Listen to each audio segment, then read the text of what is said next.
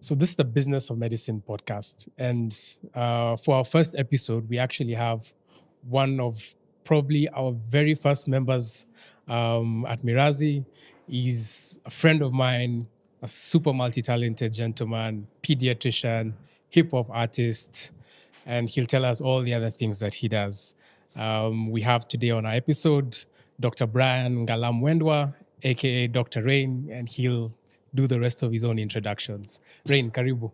Thank you so much for having me, guys. This is an amazing platform. I'm always glad and good to see us growing. Starting from humble beginnings, and now we're shooting a podcast. So kudos to you guys, man. Thank you. What would you tell us briefly about yourself? Like, how would you describe yourself and the many hats that you wear? Dr. Rain is basically a polymath. I wear many hats. I would say, to sum it up, I'm a creative. I'm a father. I'm a husband. I'm passionate about trying to do the little that you can to make the world a better place, more or less. Yeah, I guess that would sum me up in like a few words. Yeah. Okay. I realized you didn't mention what you do. Oh yeah. So professionally, I'm a pediatrician. I'm a board certified. I don't know if it's council certified nowadays. Pediatrician. Been doing pediatrics for quite some time. I started out as a medical officer who worked in a pediatric accident and emergency in a major hospital. So I've been doing that for the past 8 years, almost 10 if we count next year now. So yeah, that's one thing I do. Like I said, I wear many hats. I'm a creative. I'm an artist. I'm a hip hop artist. Something that I took some time off because of pursuing the other medical career that is really engrosses every aspect of your life, especially when you're doing a master's, a postgraduate or master's in medicine, plus working as a doctor to make a living. So it's very time consuming. Yeah, man. And I'm a small time entrepreneur. I dabble in this and that. I have a production company. Yeah, I'm a hustler. I'm surviving. This is a high economy, man. So actually, how this first episode came into being, I had sat down with you. I think it was probably about a year ago. Yeah. And at that point, I was interviewing you for a blog I wanted to post up on the Mirazi page, and we spoke for like probably an hour and a half. Had a couple of whiskeys, and I went back and I sat down with the stuff that you had told me, and I was like, nah, there has to be a better way for us to put this thing together. And you told me a lot about how it all started for you, where you came from, and the inspiration behind who you are right now. Probably you could just tell us a bit about the beginning, especially. I know you've traveled around Africa a lot, living and work and studies and that kind of thing. So what was that like, and how did it end up to today where we are now? Okay, you guys wanted to go deep. Yeah. Okay, that's the plan. So, man, Dr. Rain was born. I'm a Pwani boy. I was born in Mombasa, Kenya. I've grown up there. That's where home is. That's where I understand home to be.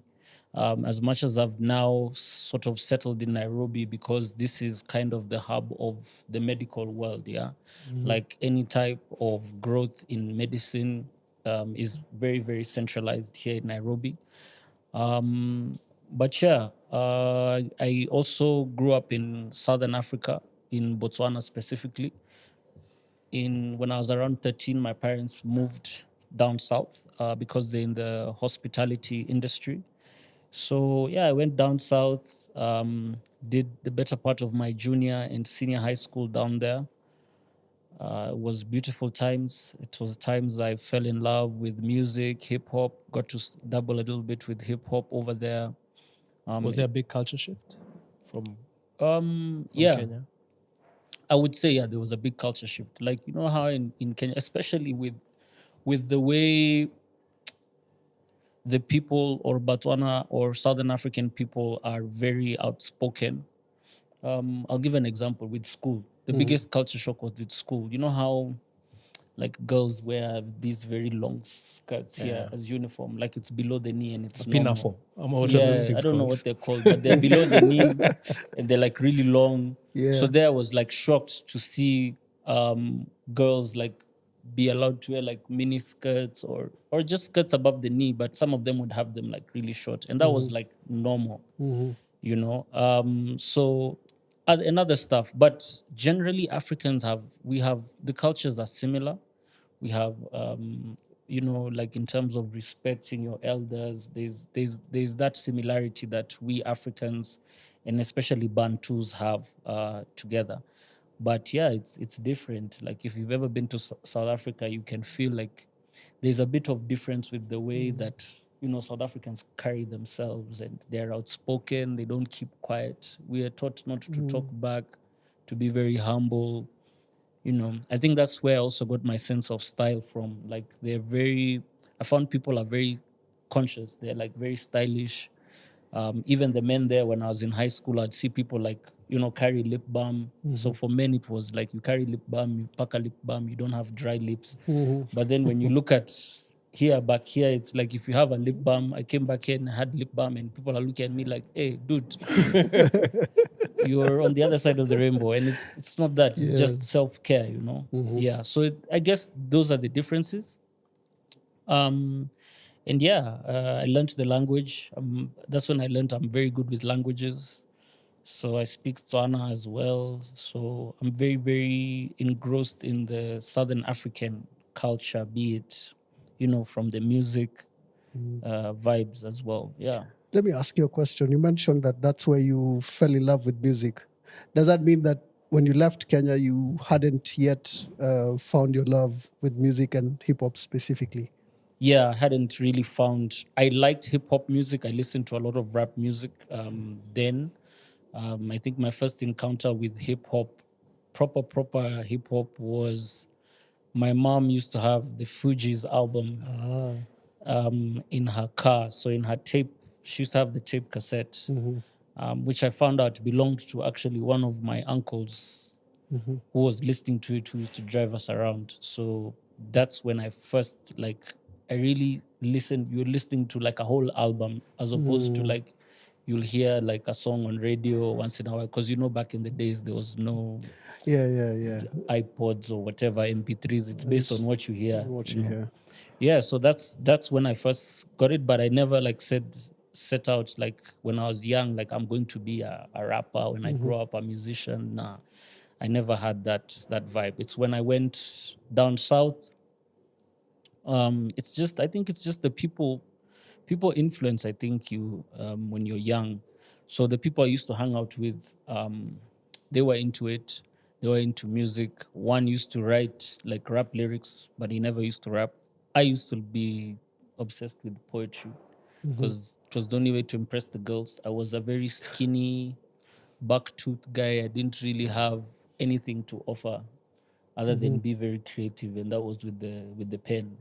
So it started out first impressing girls, and then from poetry it became rap. Then you discover rap is poetry.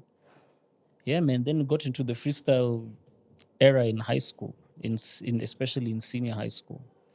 That was when I was like 15. Okay.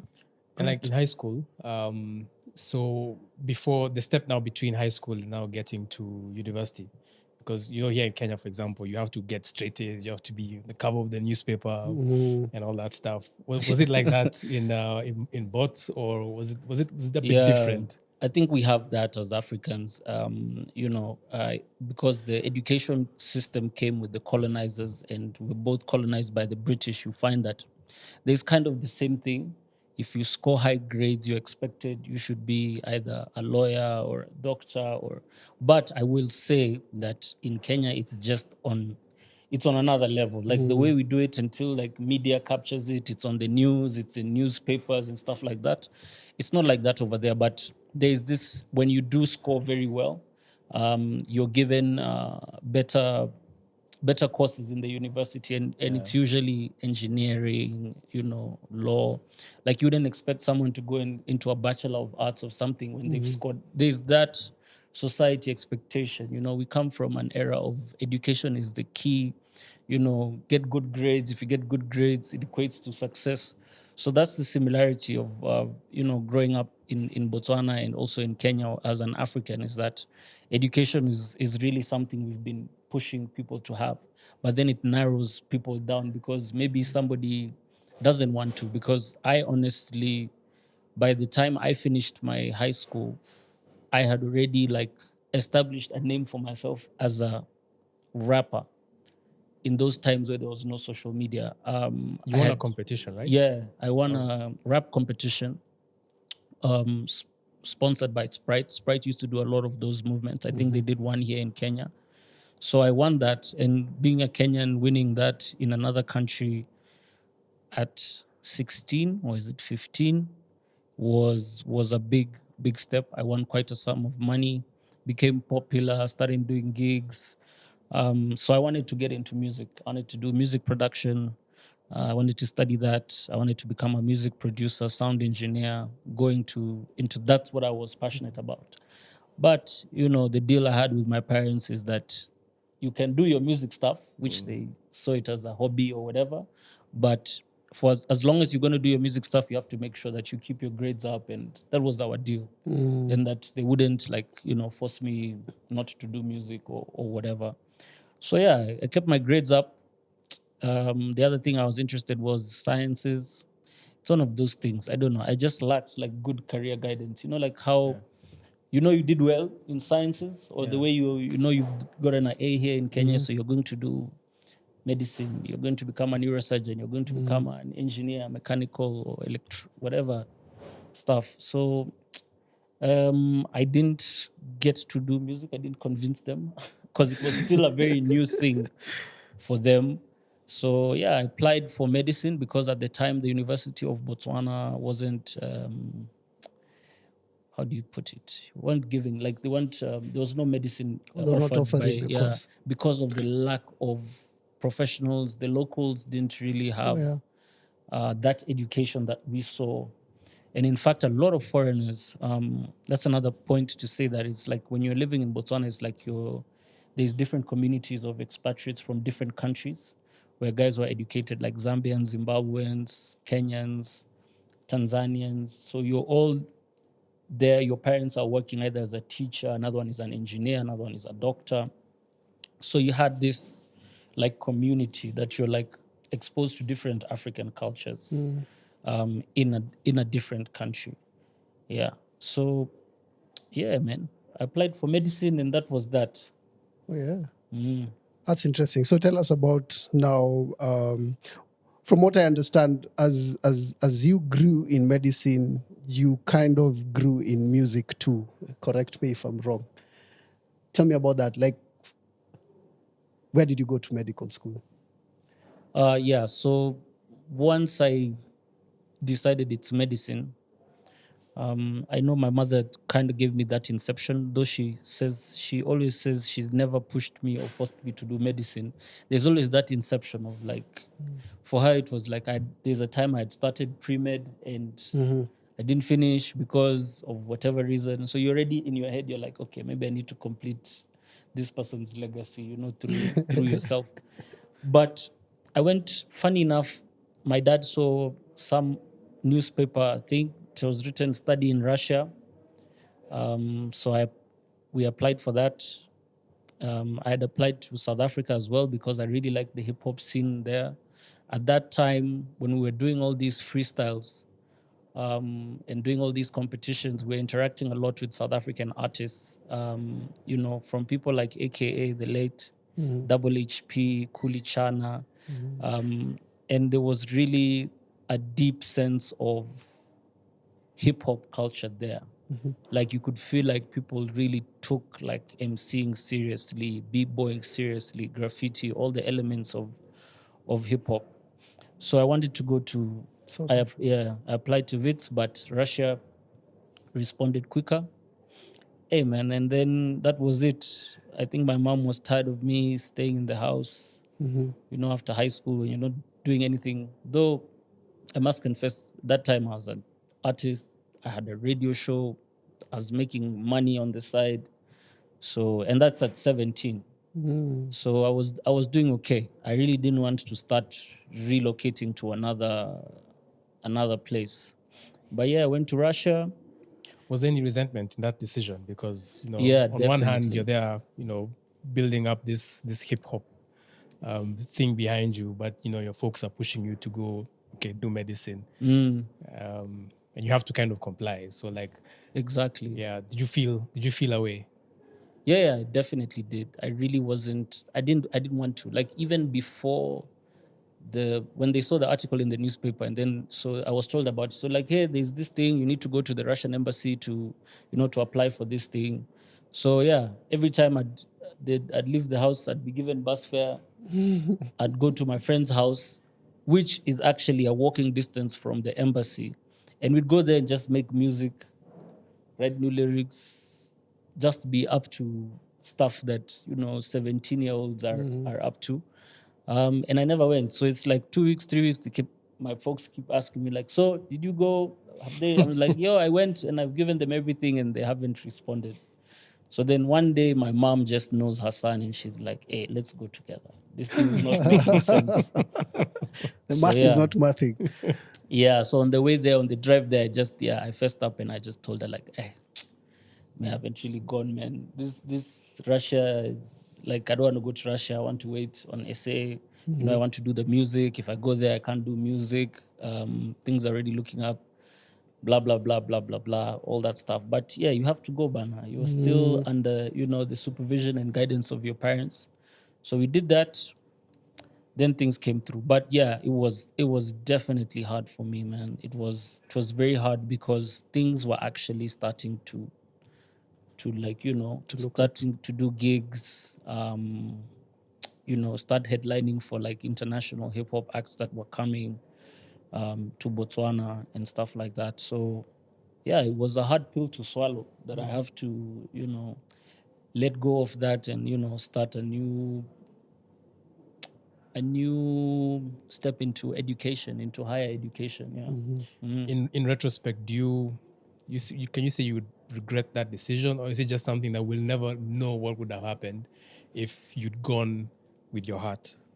Well, let me ask differently, maybe. Like, given the same circumstances right now, would you have made the same decision or a different decision?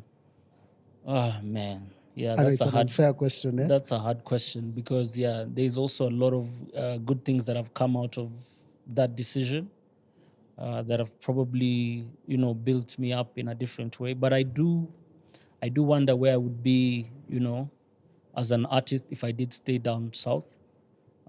Given like just mentioning a few names and where hip hop was going, you have people like Double HP who respect you. You have artists like A.K.A coming to work with other artists from Botswana like Zeus, who are big and people who also respect you. And you're seeing it grow. And I've seen success with Double HP. I've seen a lot of success with A.K.A, and now you can see where hip hop is with guys like Casper and things like that. So you wonder whether you left before you could make more of an impact. But those can always be what ifs. At the end of the day, ended up in Russia. And funny enough, what I thought music was over, but I ended up doing probably much more than I would have in Botswana. Yeah, in SA and stuff. So doing medicine in Kenya is hard. No. Yeah. What's yeah, it like in Russia? yeah. Because I imagine like, Yeah, with the weather, and you had to learn yet another language, right? Yeah, I think that's the hard part. The hard part is, moving into a different country, a very cold one at that. Like you're seeing the sun only 2 months in a year. And I'm talking about winters as low as -40 degrees. Some years we hit -40. but on average you're looking at minus 35 in January. In December you're looking at around minus 18, minus 15, and then in Feb it starts getting to minus 5. Then in March you're looking at pluses there, plus 2, 3, 5, and then in June, July it gets really hot. So there's that, and then there's the fact that you're black, you're African, and this is total different language.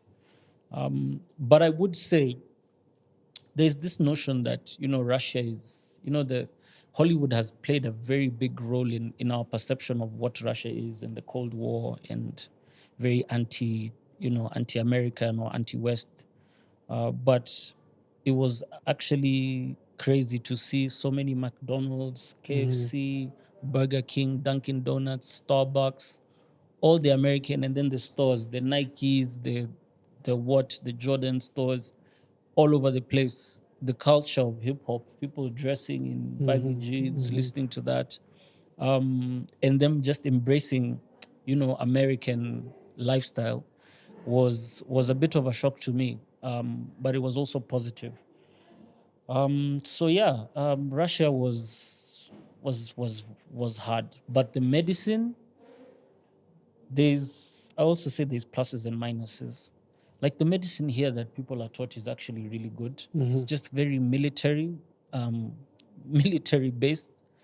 Like the teachers here can be quite harsh, quite demanding of students, but at the same time, like it just makes them so much better. When I was doing my postgrad and I was speaking to the young medical students, they had so much knowledge on them, at that age, and there was just so much expectations, and they could do so much more than when we were in Russia. But then again, it's the way what I was exposed to the healthcare there was good, because to this day, I can't forget my cardiology and my ECGs because of the exposure that I had in Russia. So there was, like, when it comes to internal medicine, when it comes to things like cardiology, when it comes to obstetrics, the healthcare, even the surgeries that they were doing at the time, it was very, very good exposure. But all in all, medicine is medicine. It doesn't matter whether you're doing it in the US, whether you're doing it here in Africa. Like, I feel like it's just the environment that plays more of a role, but medicine is it's the devil, man. it's the pits, man. Medicine. So let me ask you, now you're in Russia. When you left Botswana, you probably went to Russia with one goal, to study medicine, right? And then you get to Russia, I assume that probably you started off with medicine. So how did you find your way round back to hip hop in Russia? Because from your socials and whatnot, you've been posting a couple of the gigs that you did in Russia and whatnot. How did you find your community in Russia? Because from what we see on mainstream media, Russia is not a big hip hop community. Or so I think. I might be wrong. Yeah, it became big. It became big eventually. Right now, it is very big. It's actually one of the biggest genres now in Russia, but it wasn't at that time. I think what led to me really blending in was my experience in Botswana, where, when you get to a different country, like you could go to the US and then you find this community of Kenyans, and that becomes kind of like your community. But that's seeing America through your community's eyes and not seeing, another place through where people live. So the way I learned Setswana is that I used to hang out with a lot of the Setswana or the Botswana students. So when I was there, I realized that, for you to learn this language, you're going to have to interact with more Russians. So at the time, the music, for you to go and listen to hip hop or R&B or African music, there used to be certain clubs now that you go to, specific clubs that are focused in that genre. So that's how I ended up, getting back, because there was a lot of hip hop gigs and things like that. There was this exotic look that an African has. They're looking for that hip hop vibe there. So I started off as an MC in a club. Just, I feel like I like to network a lot. I like to socialize in those spaces. So I started off as an MC, then I started doing gigs like every like twice a week or something. And then now I started interacting with local artists. Then I'm like, guys, I'm an MC here just hyping up, but what I do is I rap. Then started interacting with guys, started going to studios. One of the first producers that I did a song with is called Beatmaker Beat. And he's actually, when I look back now and what he's achieved, he's ended up on Dr. Dre's Compton album, where he's co-produced a song with DJ Premier and Anderson Park. And you know, those are the type of people that I managed to work with. And then, you know, started getting into the hip hop scene. It was quite small. A lot of guys were coming through. They like hardcore hip hop. So that's why you'll see, like, guys, if 50 Cent goes to Russia right now, he's going to sell out every single venue, because that's the hip hop they like. You know, Naughty by Nature, Wu-Tang Clan, MOP, those guys. The golden era. No, that's not the golden era, but the, you know, the era of the 90s hip hop. They really like that hip hop. So, and that's how I started getting in those circles. So you're balancing now this and med school. Yeah. So I've always had. How are your grades? You sound like you're in the disco every single weekend. Yeah, man. No, like it was like, yeah, at least once a week I was out, and then yeah, at least the weekend, almost every weekend if there's a concert, if there's a gig, then you're out. So I will say this, I never failed a single year of med school.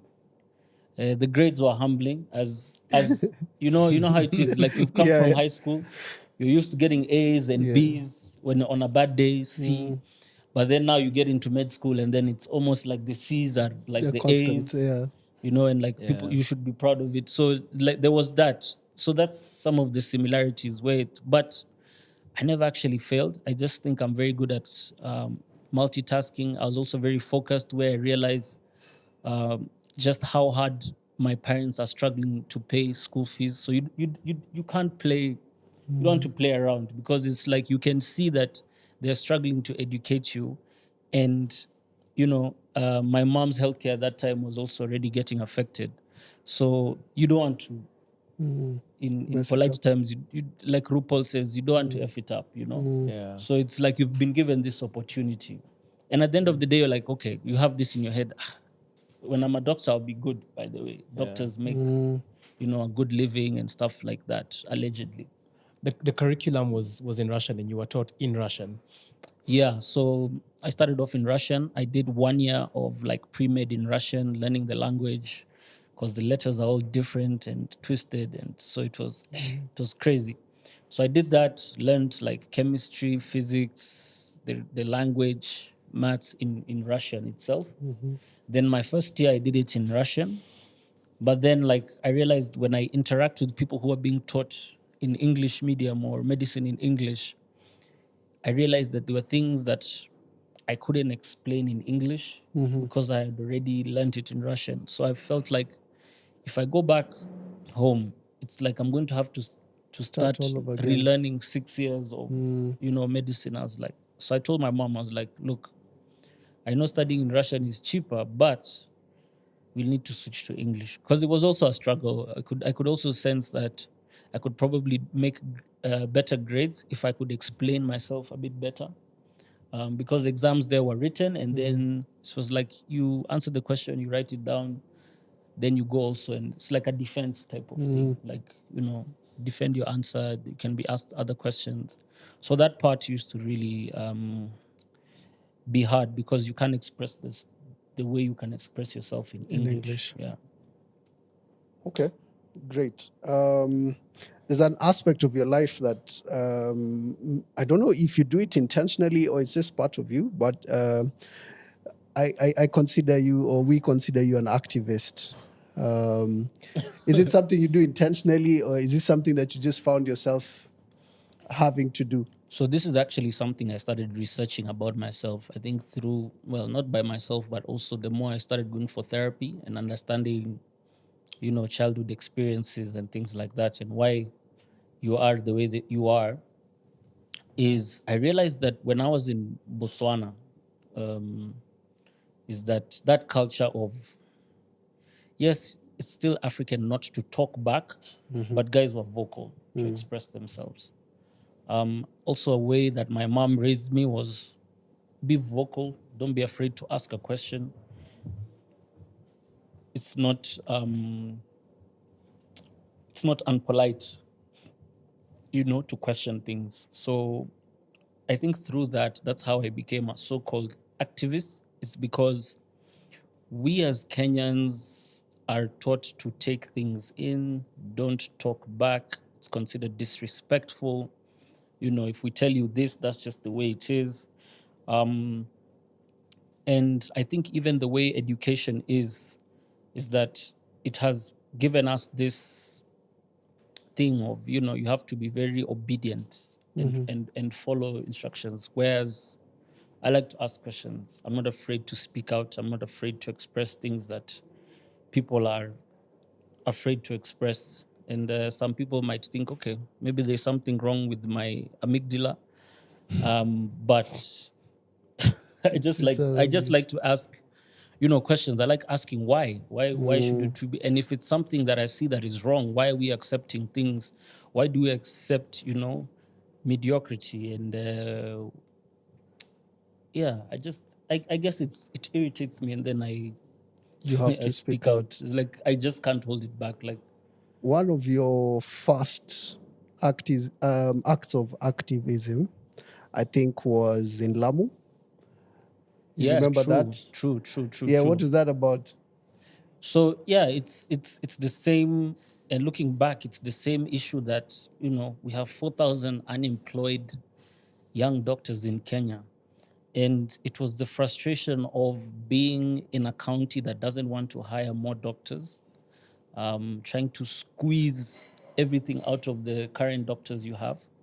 When I went to Lamu County, we kind of had an agreement in the contract that they would be more supportive in terms of getting postgraduate education, the county paying for that, so that you can go back, become a surgeon. I actually wanted to become a surgeon, believe it or not, and then bring back that to the people of Lamu.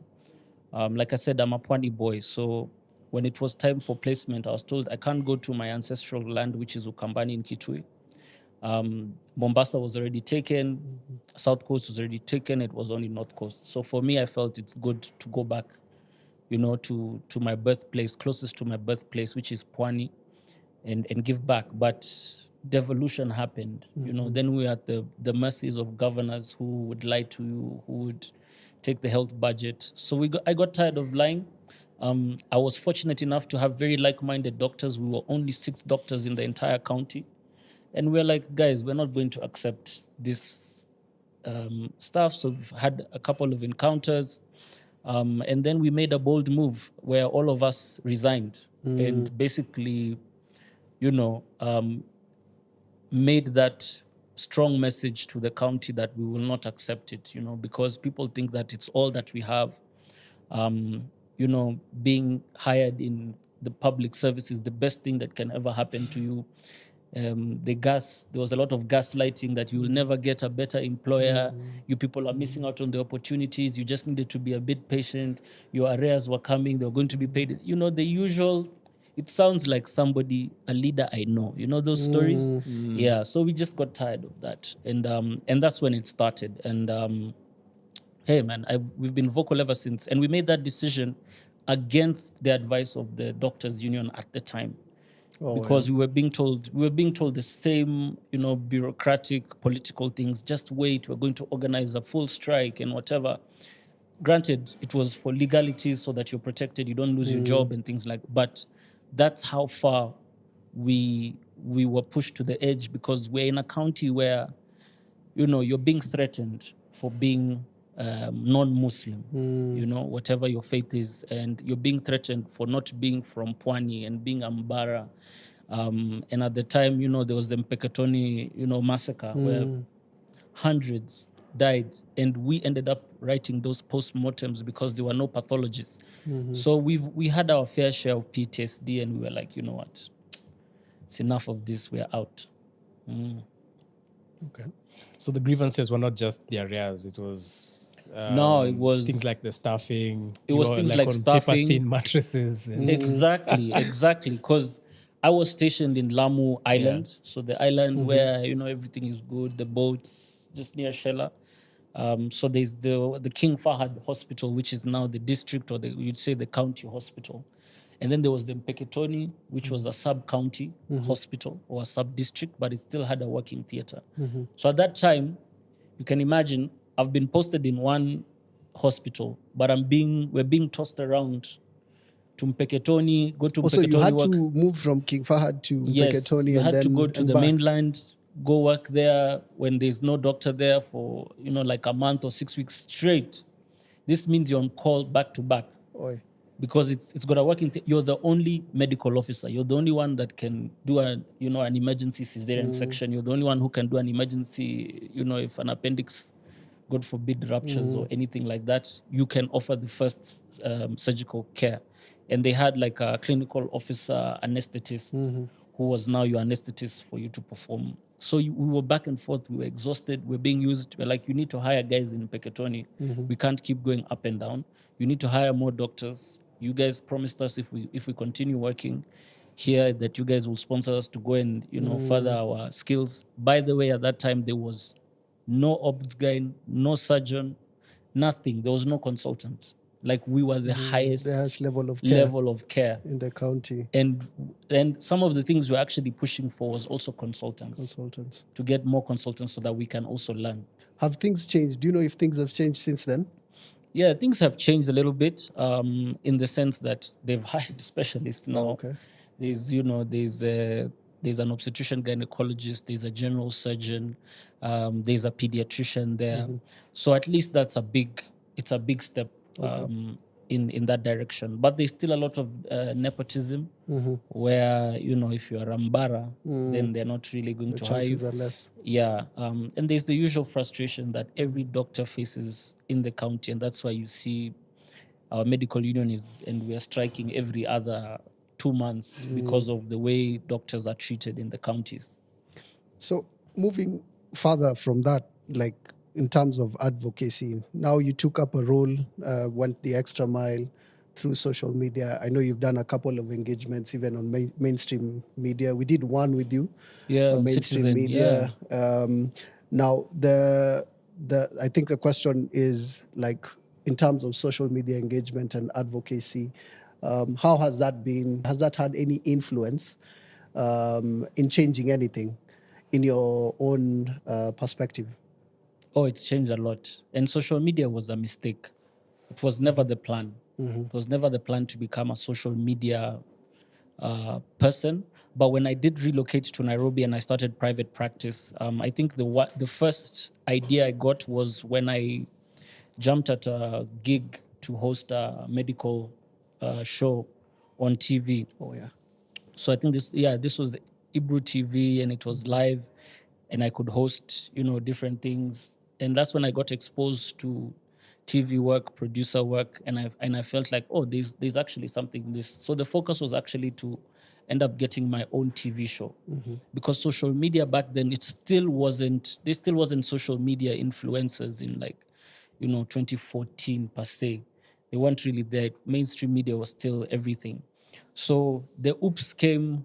It was a push because of COVID. So COVID happened. I'm one of those COVID babies that social media just changed everything. I couldn't keep quiet anymore. So, and I had a camera that could go into selfie mode, and I decided, let me just speak, because there was so much misinformation at the time. At that time, people didn't believe COVID was there. There was a lot of that, lack of protective equipment. We were not being protected. Doctors were dying, and it's like you die and we bury you, or we have to start raising funds to bury a doctor, which didn't sit well with me because we're out there risking our lives, to help and save people. But at the same time, when we die, it's like you're on your own. So I just spoke out. I just decided to be brave, be vulnerable, And yeah, I started trending, went viral. And the more the opportunities came with social media, I just ran with it. So I knew how to use, if something is trending, I knew how to use it to my advantage. That's how I elevated my, my following and things like that. That's how I got into now diverting from just activism, because now after COVID, things got better and stuff like that. Started moving to, okay, fine, now I have this platform. What else am I going to do with it? So I just started doing like, basic health education, busting myths, misinformation. And that just, it made me realize the gap in that.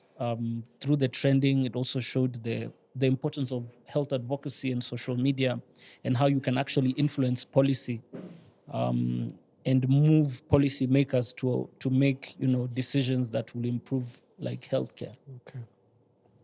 I remember around the time you were doing the TV show, we must have had a conversation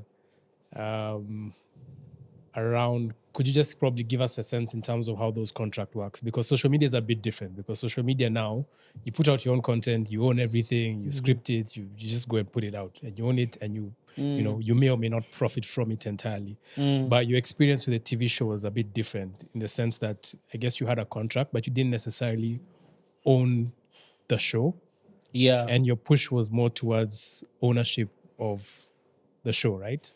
exactly. Yeah. So just break it down for us. Like, what did that look like? So the gap I saw in TV was that they had this brilliant idea, and my contract was I was to come on board as a TV host.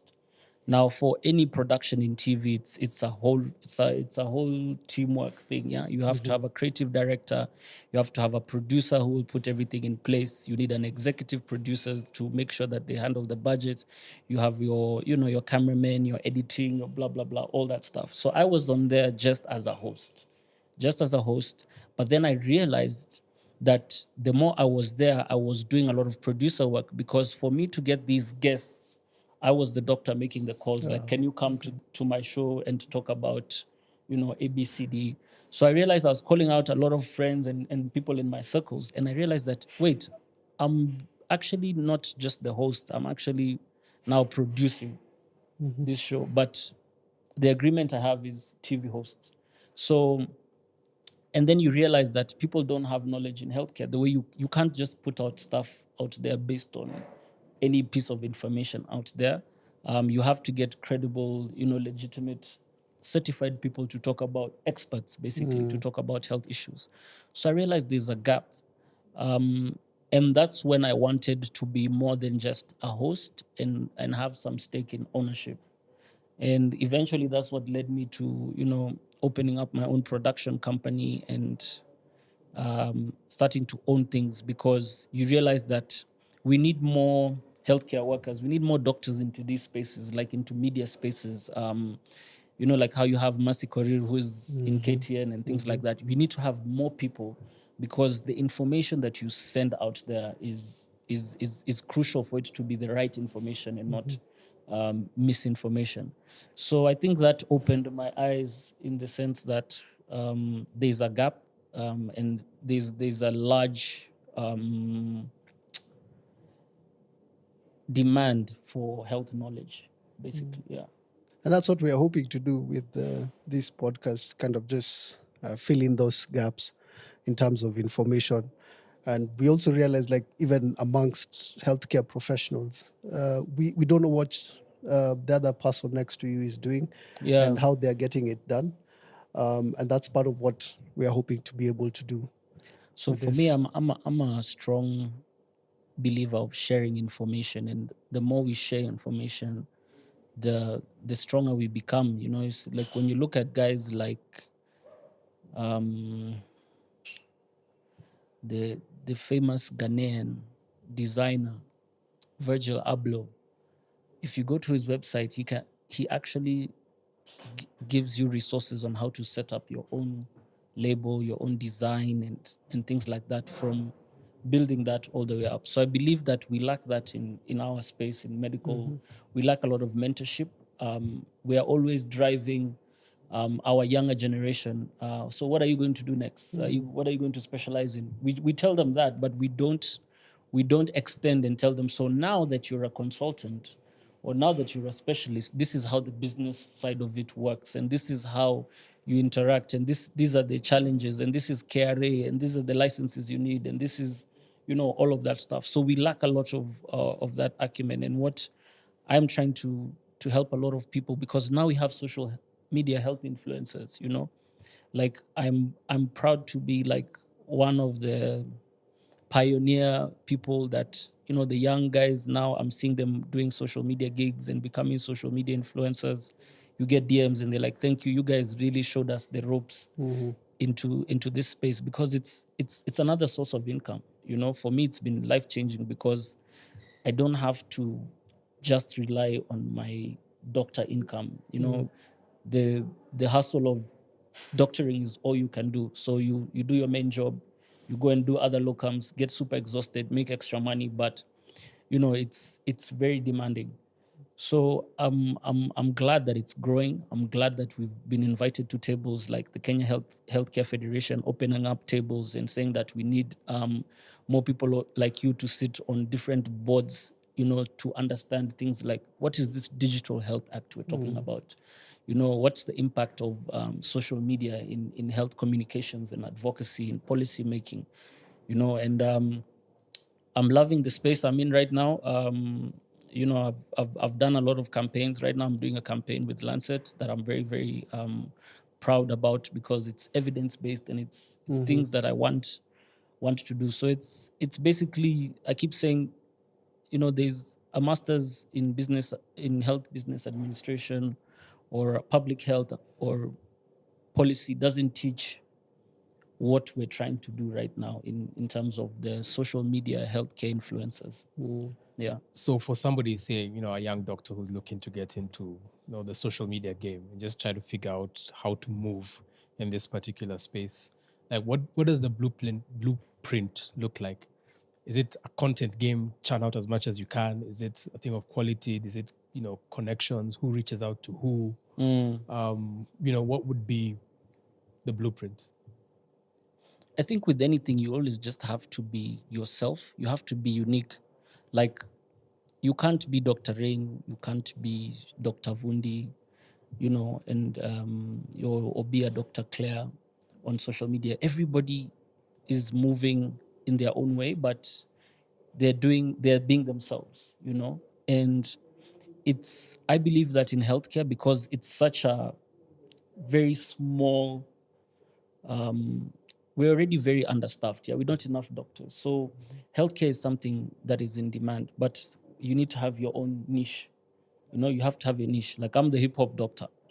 It's something that I run with. I'm a pediatrician with biceps.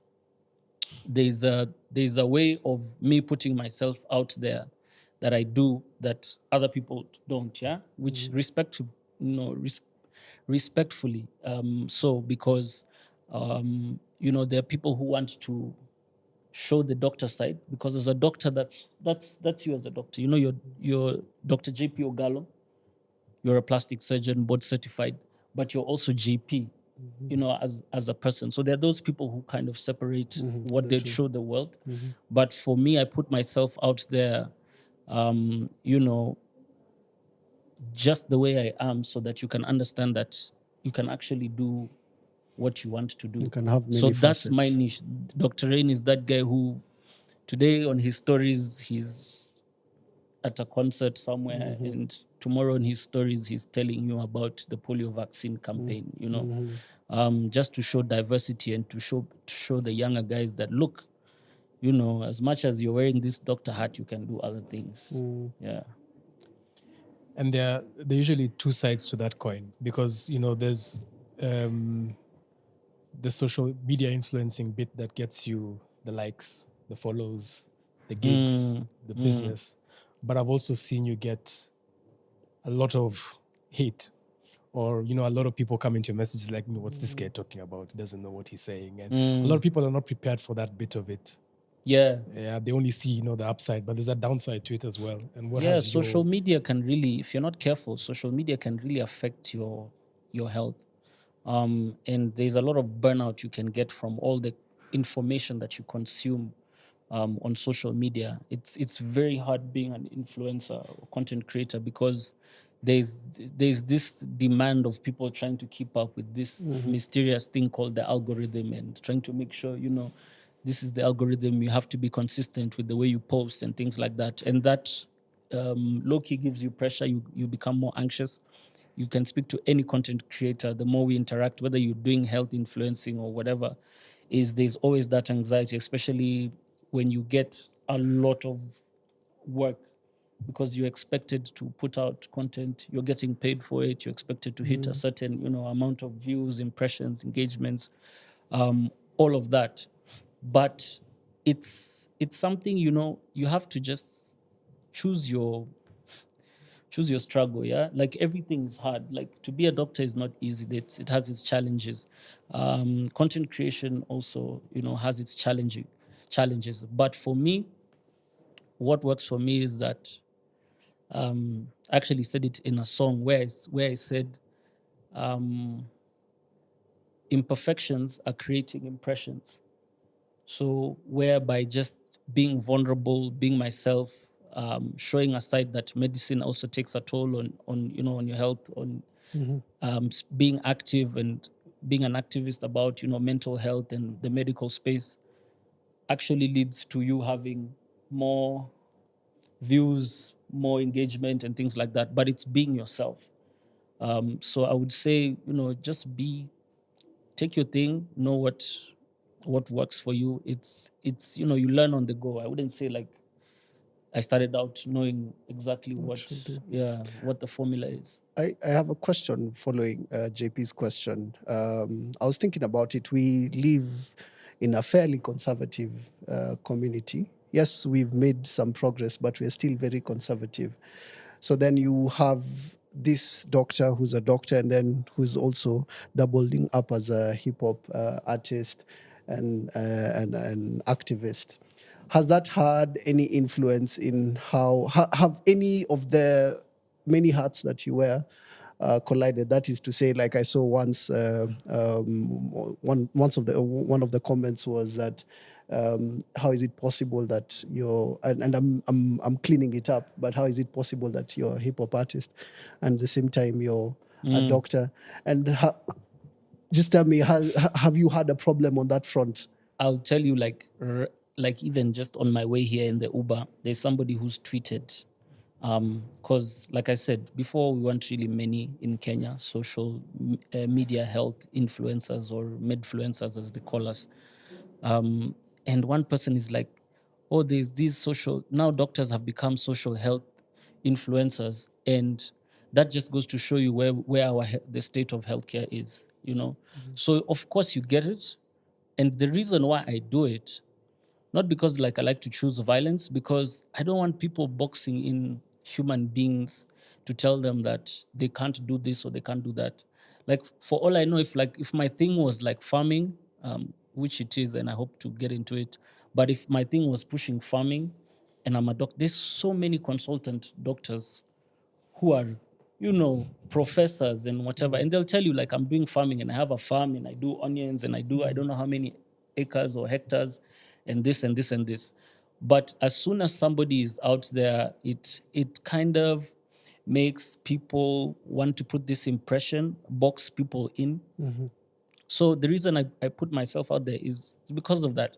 It's also not the reason I'm dropping an album soon. It's also one of the reasons I've decided to get back to music, because I've been saying the hip hop doctor and I haven't been, living up to my name. I took a break for like 5 years from music, and now I'm coming back. Honestly, for me, I really don't care. Like if you don't believe like a doctor can have tattoos, can pierce their ears, and still not be excellent at what they were trained to do, then you have a problem, and you don't need to come into my consultation room. Basically, it's okay. It's fine. If that's how you feel. But if you respect my, professional acumen, I get the feedback. I get the positive feedback of people who don't know me. It's later on they find out, oh, sometimes they even like, I didn't know you were Dr. Rain. Because, you're in a mask, you've gone, you've delivered a baby, or the baby's done this, you have a good outcome, or a child is sick, you sort them out. and you're happy and you're grateful that the doctor has sorted you out. But they don't know that, you're a creative, you're whatever, and that doesn't stop you from, doing what you love. So if you don't believe in that, shauri yako, man. Okay. Now, we are coming close to the end. And one of the questions I wanted to ask you is, are there lessons like the healthcare industry can learn from the music industry and vice versa? Hey, man, I think the music industry and the healthcare industry is in the same boat. We have this problem with leadership, proper leadership, and we have a problem with systems, so we don't have good regulatory systems. The Music Corporate Society of Kenya, PRISC, all these guys. Like, my wife is a, full-time artist musician. The amount of money MCSK sends her each year is like 2,500 a year.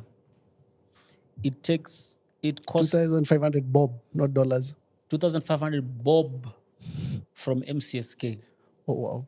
For what? You'd Per lyric probably or- see like a lot of artists like do those screenshots. They're coming. So it's the end of the year. It usually comes just after the Spotify, the wrapped thing comes. Yeah. Then they do their collections and everything. Then you'll see Calligraph saying, "Thank you, MCSK, for my 2,500 bob." You'll see people like screenshotting that. Like, that's the official. So if you're not doing like concerts, if you're not getting endorsements and all those things as an artist, as a musician in this country, then you really can't make much from what you're supposed to earn from royalties, what you're supposed to earn from publishing, and then technology has also killed the music industry in the sense that streaming, everybody's now posting how many streams, but the amount of streams, the number of streams into money is so little. You're talking as little as 2 cents or 3 cents in the dollar per stream. It doesn't, even if you're doing 100,000 streams or 1,000,000 streams, and that's 3 cents in the millions. If you translate everything, it's not really much. And it's the same thing with, there's also disparities where you don't make much from the streams because we come from sub-Saharan Africa. So the same way YouTube pays Africans less, and they pay the Katy Perry's and those other people, Selena Gomez, more for their views, is the same thing. So the same thing in healthcare. You're not, you can be employed, but the mode of employment is usually they don't pay you much. Yeah, you find yourself that you have to go and hustle and do other things to survive. Work in other hospitals. The systems are not the best that are in place. Our healthcare system is really, really, it's quite challenging. Like, especially the public healthcare system. So, in the same way, like, you see healthcare professionals leaving the country, going abroad because it's better terms. Same way influencers are paid more in the West. It's the same thing. Healthcare professionals get paid in the West. Now we're having brain drain. So choose your struggle, man. It's like in Kenya, it's like everything, you just have to choose your struggle. It's like there's no winning. There's no winning There's no anywhere. winning. Like, even when you see the healthcare professionals doing really well, you know that it's through a lot of hard work and things Blood, like sweat, that. and But and it's tears. possible, man. Okay. There's I'd like to take you back a bit because there's something you mentioned in passing. And I'm sitting here and I can't help but notice the tattoo on your left arm. And while you were in med school, you mentioned that your mom got a little bit unwell.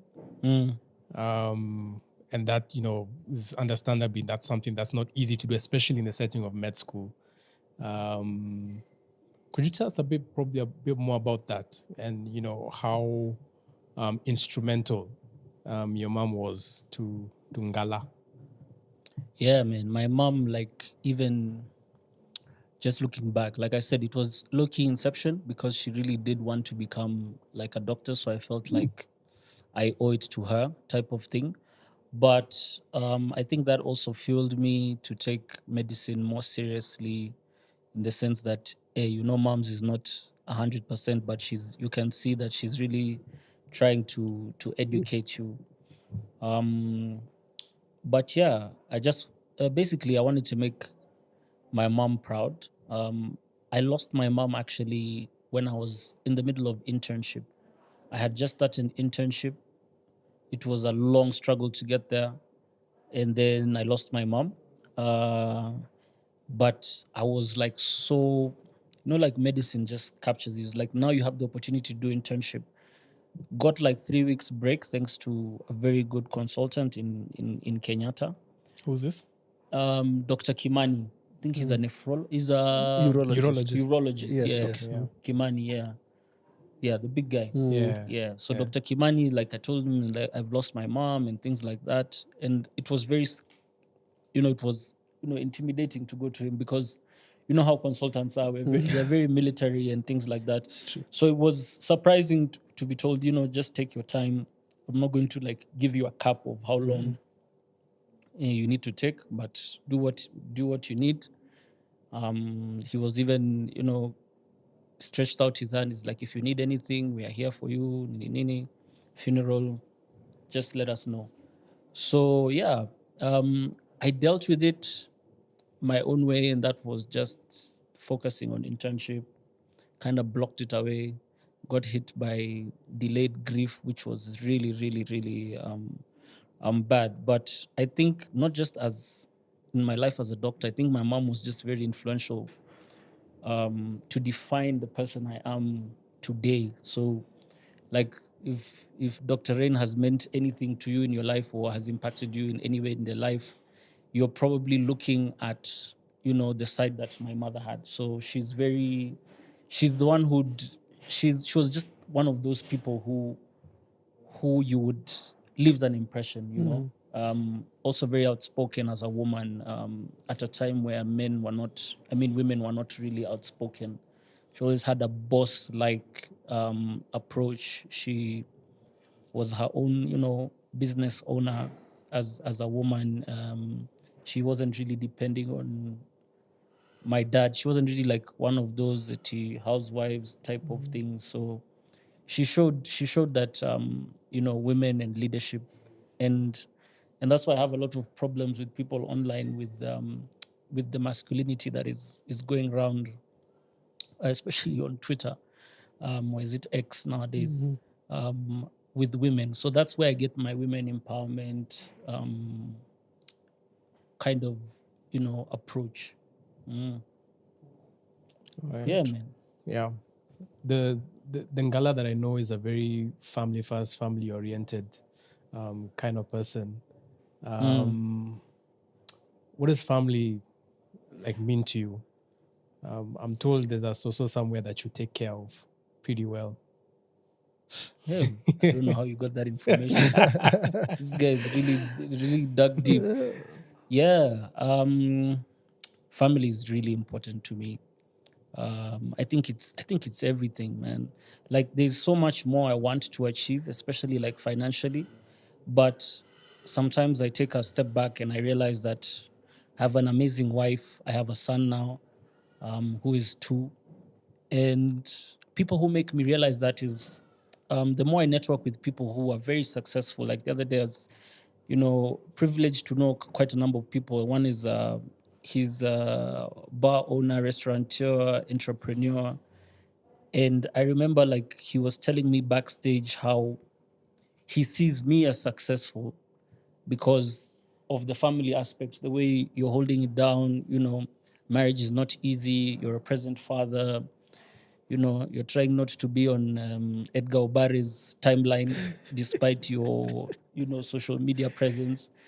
So you're trying to be just trying to be an honest man trying to make a living. So I feel like there's a lot of success there and things that I can be proud of. I do take care of quite a number of people. That shosho that I take care of is because she took care of my mom when she was sick, when nobody was there for her, because at that point they had separated with my father. And she didn't have anyone. My sister was not working in the country. She went back to Botswana to work. So she took a lot of care of my mom when she was sick. And to this day, like if she needs anything, yeah, and every month, kidogo kidogo, you just, that's, there's black tax and there's tax that you want. Yeah, like it's not like somebody has forced you, like, you have to sort out this person. It's because you're always reminded of where this person or what this did for you as family. Yeah. So if you're blessed, man, with family, take care of your family, but also be careful with black tax. That's another thing. Yeah. Family, because they know you well, you can't get narcissistic individuals in family, so you have to be careful, to balance it out between being what people will call selfish and just being, a good member of family. And in terms of the balance between family and work, I mean, you recently became a consultant pediatrician. Congratulations. Thank you very much. And there's always this struggle because, in medicine, at least traditionally, the more you work, the more successful you get. But with everything that comes at a cost, and usually for doctors, that cost is family. Family. Have you been able to create like the boundaries? Have you been able to say no? Because that's a challenge we have sometimes, saying like, okay, no, I can't come to this. No, Yeah. I'm not ready for this emergency. Kindly call somebody else. Or no, I'm not doing my clinic today. I'm doing it on this day. Have you been able to strike that balance? And how is that going for you? So I feel it's still also learning in process. The more that I grow, I feel like I'm still a young consultant. I could be much busier than my seniors, but I've learned to balance. And also to unlearn certain things, because for me, some of my mentors would tell me, if you want to be successful out there, you always have to be available for the patient. Yeah, You've probably there's that heard that narrative. from your Yeah. seniors. Absolutely, You always, absolutely. if The you want, mantra. yeah, always be available. When they call you, always be available. Always be available. But when I was doing my postgraduate and I was juggling all that, and I got my son, and I realized that, I'm seeing peers, seniors who are always available for their patients, excellent reviews from patients, but things at home are falling apart. They're not there for their kids. The kids have a lot of issues. They have the big cars, and that's when I realized that, doctors don't actually make a lot of money. It's just that doctors work very hard.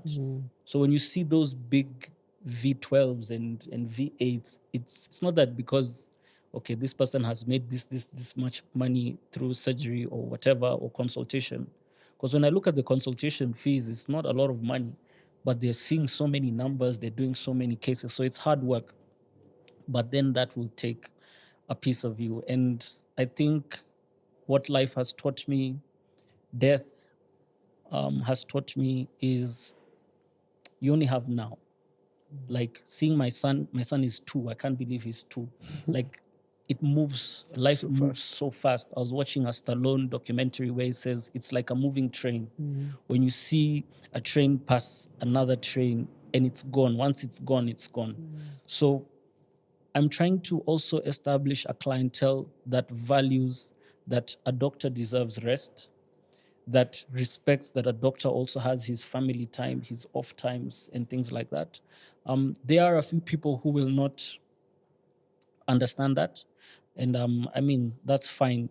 But I'm at a point where I'm really looking into the teachings of Ikigai and the philosophy, and one of those things was urgency, learning how to distinguish between something that is urgent and something that is not. Because we're set to have everything is urgent, everything is now, when in actual fact, everything is not now. So I'm putting family first, and I can see how, that the relationship I have with my son is amazing.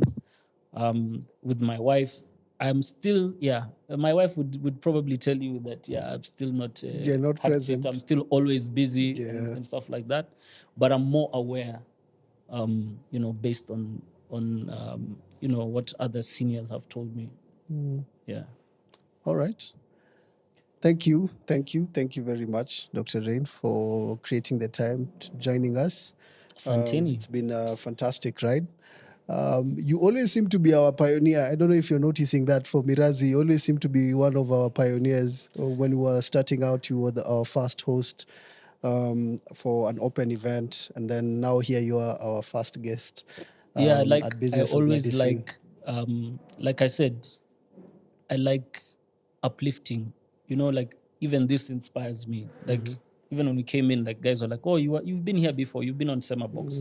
And the last time I was there, I was telling them like how I also want to start a podcast, and then now I'm seeing you guys actually do it. So for me, it's always like inspiring. I believe in iron sharpen iron. I believe in collaboration above everything and sharing of information. So if there's anything I can do just to help out, push guys, you know me. I'm always game.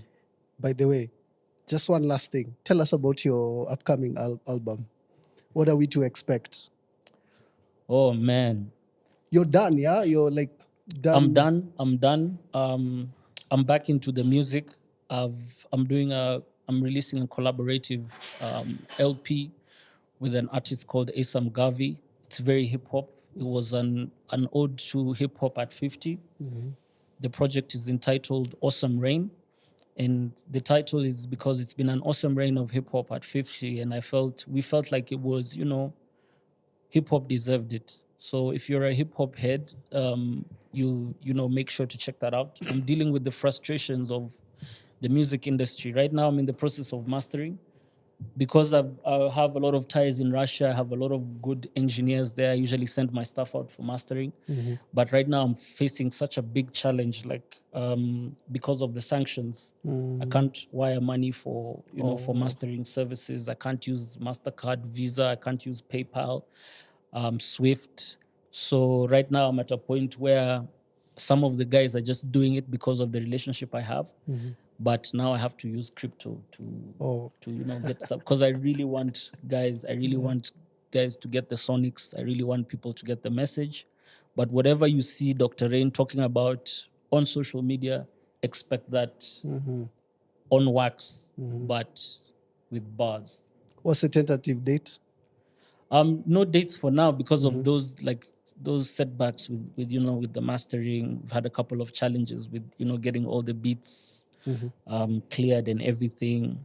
But we are hoping that you should get a single out by December. Oh, A fantastic. single will be out in December. The actual album, I'm not sure if we'll manage 2024, but let's hope things work out.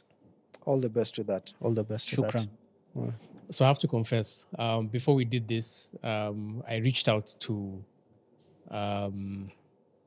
people close to you.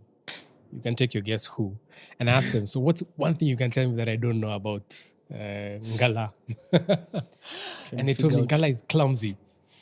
Now, from what I've Now I heard, need you're to not find out whether it's my wife or if it's my sister. I'll leave you to figure that out.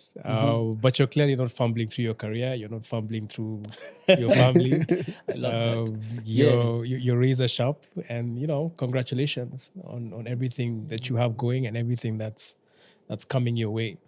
I wish you absolutely all the best. Shukran, man. I appreciate you guys for having me. It's always a pleasure. And yeah, man, you guys keep doing what you do. Just make sure you actualize. It's good to see it in retrospect. This is like years in the making, and to see you guys still pushing on and trying to actualize those goals is nothing short of inspirational. So kudos, man. Asante sana. Asante sana. So thank you, guys. This was our very first episode, our pilot of the Business of Medicine podcast, and we've had a very inspiring and thought-provoking session with Dr. Brian Ngala Mwendwa, Dr. Rain, A.K.A the Hip Hop Doctor, A.K.A the pediatrician with biceps. Yeah. We have a lot more great episodes coming your way, a lot more great content. We would really, really, really love it and appreciate it if you could just subscribe to this channel, share with all your friends, share with your relatives, share with your doctors, share with your kids. Thank you.